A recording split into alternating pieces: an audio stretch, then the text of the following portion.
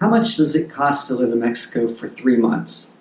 For the last 3 months of 2019, I kept track of everything my wife and I purchased. So how much did it cost us to live here for 3 months? For the two of us, it was $4,058. This number doesn't include our apartment rent, but it does include all of our utilities. It also does not include health insurance, which may be as important to you as having a place to stay. So let's break the numbers down.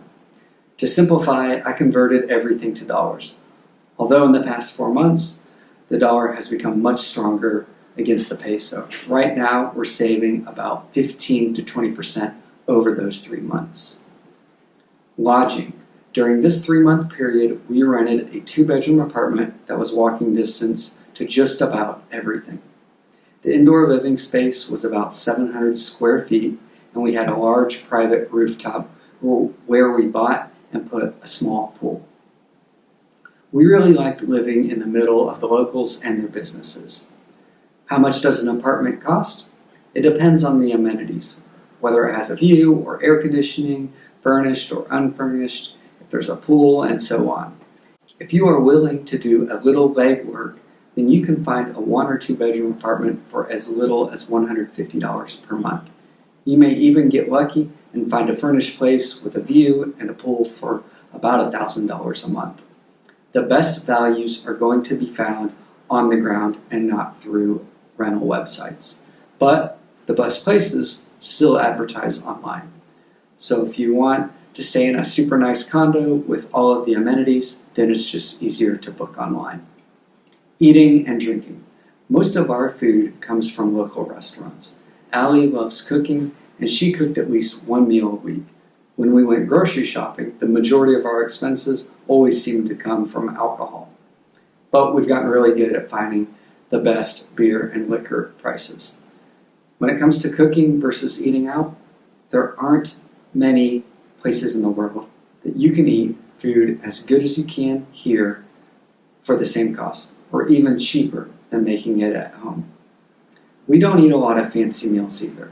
Spending more than $15 per person on a meal happens on very rare occasions. We spent $1,003 on restaurants, another $183 in bars and happy hours, and $821 in grocery stores. Doing stuff. Our main activity in Zihuatanejo is going to the movies. There's always something playing in English, and 2 tickets cost about $5. It's pretty awesome. For under $12, we can get a couple sodas, nachos, and 2 tickets.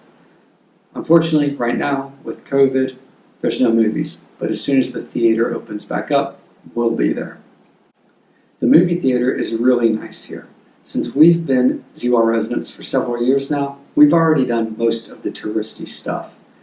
Now, when we want to do something different, we hike or travel to an obscure beach. Mexico has all sorts of parades and celebrations, and live music can be easily found in the more popular bars, so there's plenty to do here on the cheap. Our biggest activity expense over those 3 months was taking Spanish lessons, which ran us several $100s per month. We only spent $146 on entertainment expenses, but we did spend $738 on Spanish lessons. Transportation. We own an ATV, so we pretty much exclusively ride that or walk to where we need to go. We rarely take the bus or a taxi. Insurance for the ATV works out to about $32 a month.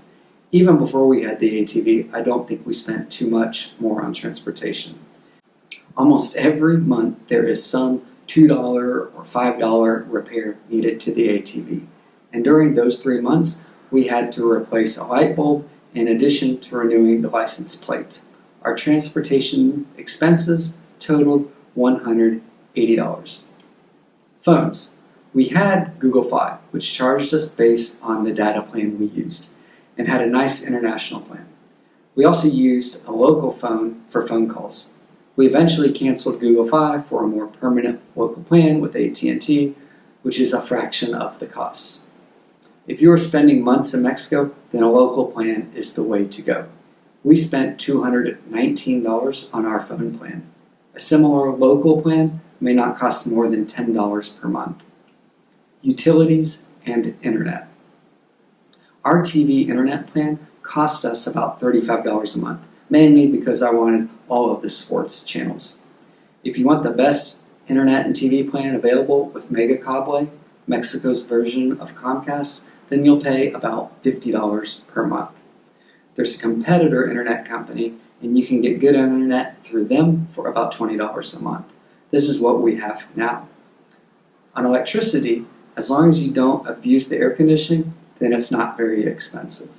If you run the AC 24/7, then CFE, the state-owned electrical company, will charge you all sorts of additional fees. You get billed every other month, and we've never had a bill over about $150. Our neighbors here at our condo complex must use a lot of AC because they regularly have $500 electricity bills. For those 3 months, our electricity totaled only $123, and our TV internet plan was another $110. Pets. We have a cat, and we've also, well, my wife mostly, has street adopted several cats and dogs here. We do feel a bit of a responsibility for caring for the animals that live in the neighborhood. It's really a shared responsibility among a handful of people in the community, but we still spent $85 on animals over those 3 months. There were a handful of other expenses that brought us to our grand total. There isn't much here in Mexico that's more expensive than it is in the States. Maybe gas for your vehicle, and that's about it. I've been through most of the Western Hemisphere, and I'm not sure I could live as well as we do here for the same cost. Alright, that's it. If you enjoyed the video, please comment and subscribe. Thank you.